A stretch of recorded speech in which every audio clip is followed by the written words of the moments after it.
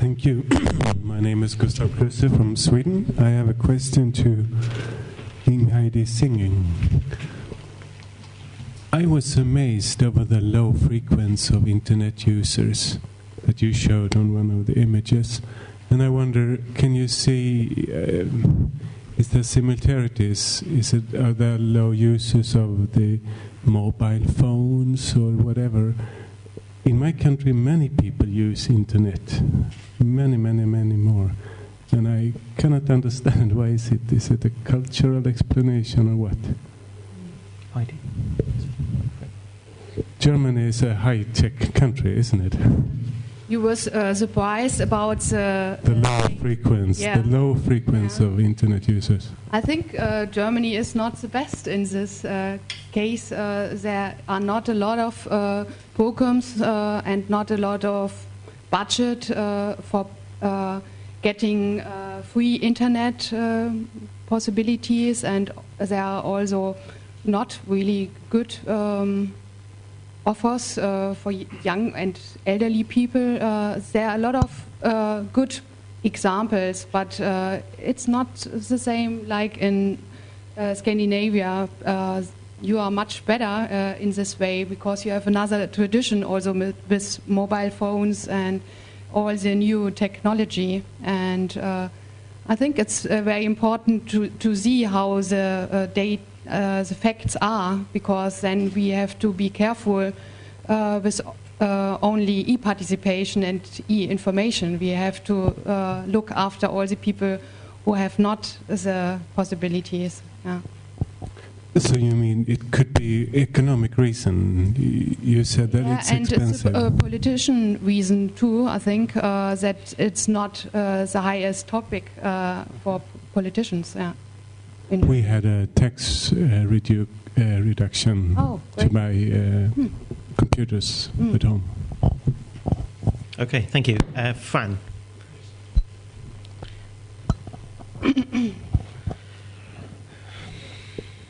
I'm Fran Piplady. I'm a county councillor here in Norfolk, and I've had one of the most splendid mornings of my life here so far. I mean, no, that's not true. There was a better one about 40 years ago. But I would say I wish I spoke German or Dutch or Swedish as well as you speak English. That's a big failing. And my question is twofold, and I want to address it to Professor Sigi? Hi, sorry. Because I do know a little bit of German. It involves beer mostly, but there we are. What I wanted to say was we have a large proportion of languages being spoken a large number of languages being spoken here in Norfolk. How do you get over that in Germany? You showed us a little bit about some of the other minorities you have. Is there an automatic translation of your web pages into in the various places into different languages? That's the first thing.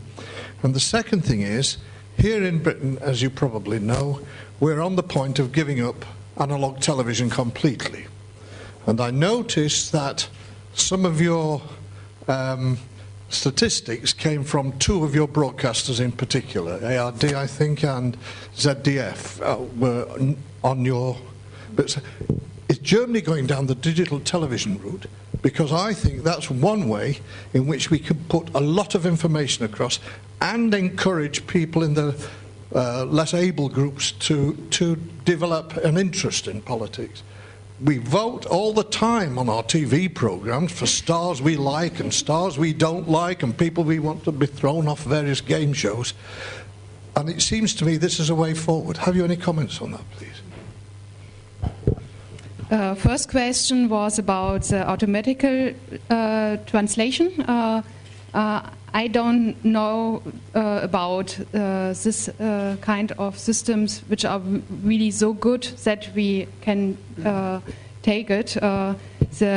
The examples I showed, they had translators, persons from these cities who they said, oh, okay, we want to translate it, and it's much cheaper than to print new flyers, brochures, and so on it's easier to change information and give a lot of information in the internet for all the different nations. So that was really a good thing to give a lot of information in different languages.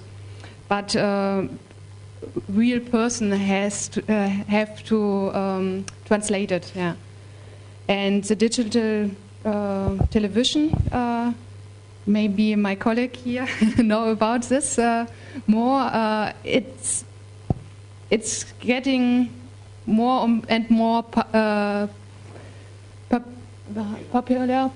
Yeah, thanks. Popular, but there are a lot of cities, big cities, which haven't the technology at the moment to for this digital television. We are not very on a high topic in Germany on this themes. Yeah. Can I comment on the digital? In Belgium, we're in the digital switch as well, and we've got the two main companies offering digital television. And I was the lead consultant for the Flemish government in their first steps on about e-government and digital television. And we made about 5 applications to put government information and stuff like that on the net. Last year, we did one of the first research projects in the world where we interrogated every digital television owner in Flanders, and we had about 17,000 responses on that.